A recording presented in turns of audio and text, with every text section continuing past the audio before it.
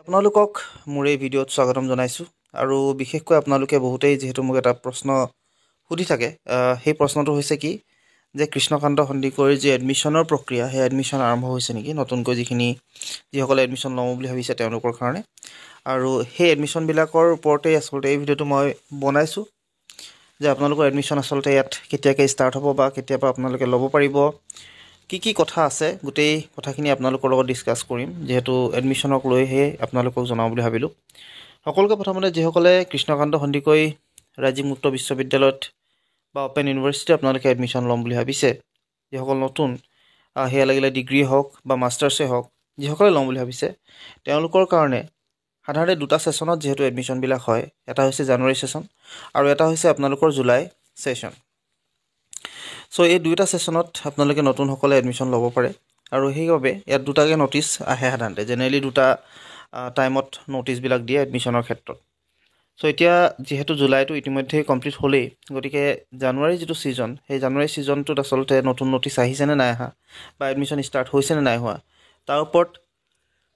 জনাবৰ কাৰণে ভিডিঅ'টো বনালোঁ চ' সেইবাবে আপোনালোকক লৈ আহিছোঁ অফিচিয়েল ৱেবছাইটত আৰু অফিচিয়েল ৱেবছাইটটো আপোনালোকে গমেই পাব kkh.sou.in এই ৱেবছাইটটোত আপোনালোকে আহিলেই সকলোবিলাক কথা নিজেই গম পাই যাব তথাপিও আপোনালোকে যদিহে আচলতে গম নাপায় তেনে ক্ষেত্ৰত আপোনালোকক জনোৱাটো মই ভাবিলোঁ জনাই দিওঁ বুলি গতিকে ইয়াত যদি আপোনালোকে অনলাইন যি এডমিশ্যন আছে তাত যদি চায় তেতিয়াহ'লে ইয়াত আপোনালোকে চাব পাৰে admission for January 2025 session will start shortly অৰ্থাৎ আপোনালোকৰ যি জানুৱাৰীৰ ছিজনটোৰ এডমিশ্যন হ'ব সেইটো এতিয়ালৈকে ষ্টাৰ্ট হোৱা নাই আপোনালোকৰ ষ্টাৰ্ট অতি সোনকালে হ'ব বুলি কৈছে আৰু যদি আপোনালোকে আগতীয়াকৈ ইয়াত ৰেজিষ্টাৰ কৰি থ'ব বিচাৰিছে তেতিয়াহ'লে আপোনালোকে ইয়াত প্ৰি ৰেজিষ্টাৰ্ড যিটো আচলতে আছে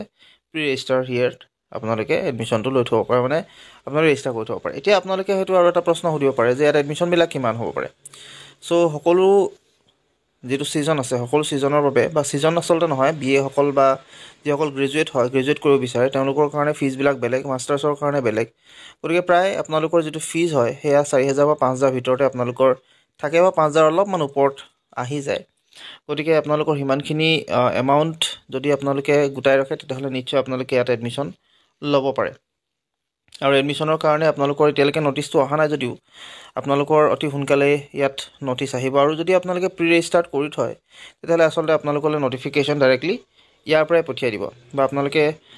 অট'মেটিকেলি কৃষ্ণকান্ত সন্দিকৈৰ যিটো অফিচিয়েল ৱেবছাইট তাৰ পৰা আপোনালোকে ইয়াত ৰেজিষ্টাৰ হৈ ল'ব পাৰে দেখিছে আপোনালোকে January 2025 admissions are opening soon pre register using the form and the university will notify you when admission began আপোনালোকৰ ইয়াত ধুনীয়াকৈ গোটেই ডিটেইলছখিনি দি ৰেজিষ্টাৰ যদি কৰি থয় আপোনালোকক